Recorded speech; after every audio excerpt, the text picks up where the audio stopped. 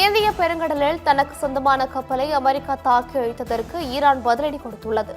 இதுகுறித்த கூடுதல் தகவல்களுடன் இணைகிறார் எமது முதன்மை செய்தியாளர் பிரவீன்குமார். வணக்கம் பிரவீன்குமார், தகவல்களை வழங்கலாம். ஷர்மிளா வணக்கம். ஈரானுடைய கப்பல் மீது அமெரிக்கா தாக்குதல் நடத்தியதை அடுத்து அதற்கு பழிக்கு பழியாக ஈரான் அமெரிக்காவுடைய எண்ணெய் கப்பல் மீது தாக்குதல் நடத்தியிருக்கிறார்கள். இதை IRGC என்று சொல்லப்படக்கூடிய இஸ்லாமிய ஈரானுடைய புரட்சிகர காவல்படை உறுதிப்படுத்தியிருக்கிறார்கள். இந்நிலையில்தான் ஈரானுடைய தாக்குதல் மிக தீவிரமடைந்து வருகிறது. அமெரிக்காவின் எண்ணெய் கப்பல் தாக்குதலை தொடர்ந்து ஈரான் கத்தார் நகர் தோஹாவை குறிவைத்து ஏவுகணை மற்றும் ட்ரோன்களை வீசி தாக்கி வருகிறார்கள். அதே போன்று பல்வேறு இடங்களை தோஹாவில் இருக்கக்கூடிய பல்வேறு பகுதிகள் பரபரப்பான சூழ்நிலையில் காணப்படுகின்றது. மேலும் அஜர்பைஜானுடைய அங்கிருக்கக்கூடிய சர்வதேச விமான நிலையம் மீதும் தாக்குதல் நடத்தப்பட்டிருக்கிறது. அஜர்பைஜான் நாட்டில் இருக்கக்கூடிய நாக்ஜிவன் என்ற சர்வதேச விமான நிலையத்தின் மீதும் ட்ரோன்கள் மற்றும் ஏவுகணையை கொண்டு ஈரான் தாக்கி வருகிறார்கள். இது மிகப்பெரிய பதற்றத்தை உருவாக்கி இருக்கிறது. தொடர்ந்து ஈரானுடைய தாக்குதல் மிக தீவிரமடைந்து வருகிறது. அதில் மிக முக்கியமாக பார்க்கப்பட வேண்டியது என்னவென்றால், கூட்டு ராணுவ பயிற்சி ஈடுபட்டிருந்த அதை முடித்து விட்டு ஈரான் திரும்பிக் கொண்டிருந்த ஈரான் நாட்டுக்கு சொந்தமான IRIS டினா போர்க்கப்பல் மீது அமெரிக்கா டெர்வினோ என்ற ஒரு ஏவுகணை, நீர்மூழ்கி ஏவுகணை கொண்டு மிகப்பெரிய தாக்குதல் நடத்தினார்கள். அதில் இந்த தாக்குதலில் கிட்டத்தட்ட அதில் பயணம் 180 பேர் பயணம் செய்தார்கள். 32 பேர் படுகாயத்தோடு மீட்கப்பட்டார்கள். 87 உடல்கள் இறந்த நிலையில் மீட்கப்பட்டன. அதே போன்று பலர் நிலைமை என்னவானது, அவர்கள் மாயமான நிலையில் தேடி வரக்கூடிய பணி என்பது மேற்கொள்ளப்பட்டு வருகின்றது. இது இந்த போரில் மிகப்பெரிய அதிர்ச்சிகரமான ஒரு நிகழ்வாக பார்க்கப்பட்டது.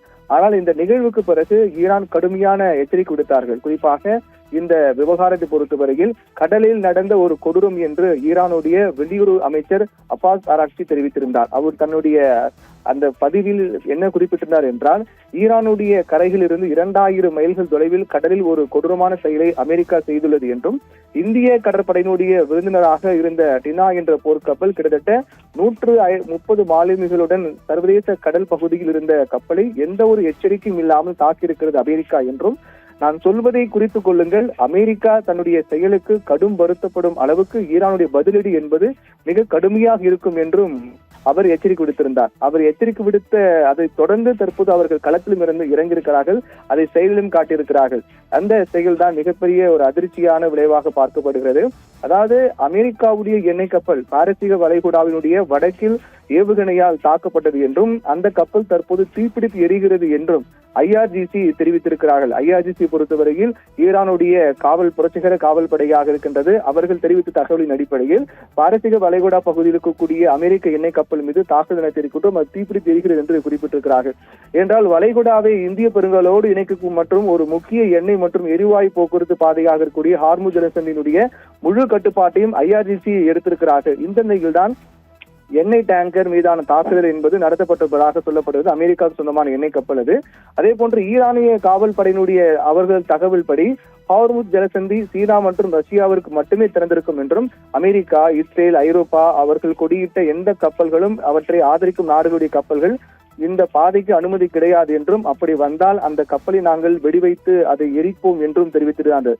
அதன் தொடர்ச்சியாக தான் ஈரானுடைய கப்பல் மீது அமெரிக்கா தாக்குதல் நடத்திய சம்பவத்தை தொடர்ந்து பதிலடியாக பழிக்கு பழியாக அமெரிக்காவின் எண்ணெய் கப்பல் மீது ஈரான் தாக்கி இருக்கிறார்கள். இது இந்த போரில் மிக முக்கிய நிகழ்வாக பார்க்கப்படுகின்றது.